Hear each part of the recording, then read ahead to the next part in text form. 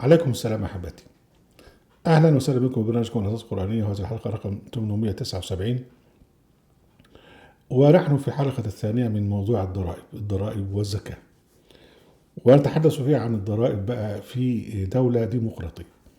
الدولة الديمقراطية الحقوقية هي أقرب ما تكون إلى تشريع الإسلام. نتذكر بقى أن الجماعة سكان المستعمرات اللي هي أمريكا، يعني قبل أن تتحرر من سلطة إنجلترا، بدأت يعني التحرر بموضوع الضرائب. هم قالوا اللي فرض عليهم صاحبنا ده اللي هو الملك بتاع انجلترا، فرض عليهم ضريبة على الشاي، وبعدين هم رفضوا وقال لك لا ضريبة بدون تمثيل.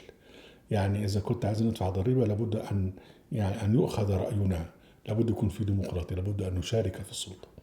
وبدت من كده بقى حرب التحرير، واستقلت أمريكا فيما بعد عن بريطانيا. ولما استقلت أمريكا أقامت طبعا دولة ديمقراطية، طبعا مش أقامتها مرة واحدة، لكن يعني تتابعت الإصلاحات وإلى آخره. لكن في نهاية الأمر إيه الموضوع؟ الموضوع إن هو في 3 سلطات تراقب بعضها وتتنافس مع بعضها في خدمة الشعب، وهم بيسموهم public service، يعني هم خدم الشعب مش الأسياد بتوع الشعب.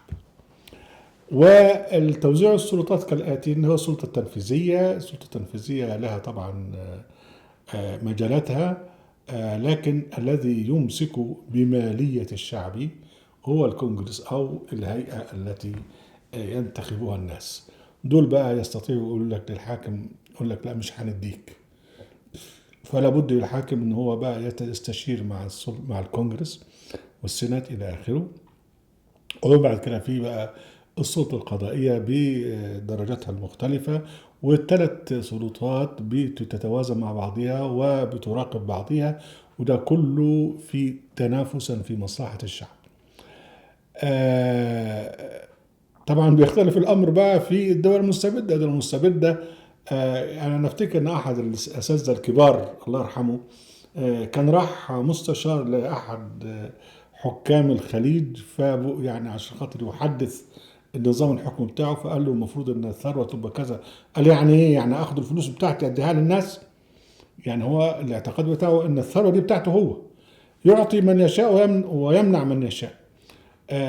في الدوله الديمقراطيه لا، الدوله الديمقراطيه ان الجماعه اللي بيشتغلوا في السلطه، في اي سلطه، هم يتعايشون مما يدفعه دافع الضرائب.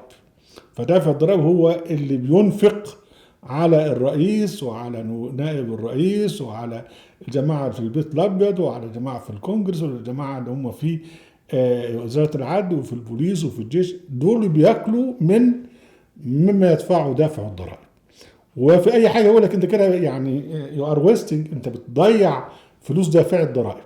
ففلوس دافع الضرائب ديت يعني مصطلح موجود بيذكر الذين هم في السلطة أنهم خدم يتقاضون أجورهم مما يدفع له الناس لهم، يعني هم أجراء. بالتالي هنا بقى وظيفة الضرائب هنا، أولا صعب جدا أن أنت يعني تتهرب. إذا ضبطت وأنت تعرف الضرائب بتدخل في مشكلة كبيرة جدا. الضرائب في نفس الوقت بتقوم بدور اجتماعي كبير جدا. يعني أنا أتذكر أن أنا في أوقات كثيرة طبعا يعني الدخل بتاعي لا يساعد، فبقدم صورة حقيقية للدخل بتاعي، هو دخل قليل، فلاقي جاي لي شيك آه، بفلوس من الضرائب. يعني الضرائب هنا بتعمل ايه؟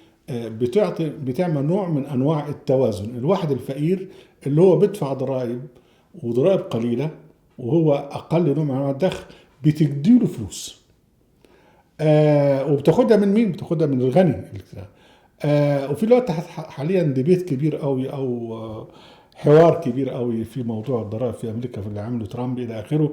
لكن اهم شيء ان الايه، ان الموضوع هنا اخذ ورد وقضيه عامه وناس بتتكلم. مش زي بقى الحاكم المستبد اللي بيقعد حاطط رجل على رجل ويصدر قرارات بضرائب موجوده. وحاجه تانية بقى اللي هي الصناديق الخاصه، اللي هي الرسوم. اللي هي المعونات اللي بتيجي دي بقى حاجات ما حدش يقرب منها. هي في مصر بتصل إلى تريليونات الجنيهات. دول بقى معمولة عشان خاطر إيه؟ الصرف على الحبايب، من كبار صغار الموظفين وكبار صغار كبار الموظفين والأمرتاع، الناس اللي هم الملأ الموجودين، وبياخدوا منها بقى من غير رقيب ومن غير حساب. دي الصناديق الخاصة.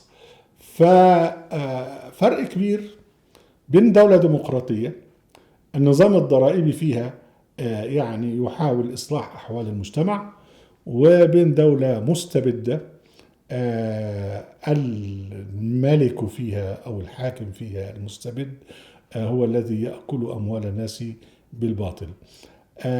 كما أنه من حقك إذا كنت في بلدة مستبدة حكامها ألا تدفع كل الضرائب المفروضة عليك، وليس عليك إثم بهذا، لكن من الواجب عليك إذا كنت في دولة ديمقراطية تأخذ فيها حقك لابد عليك أن تدفع الضرائب.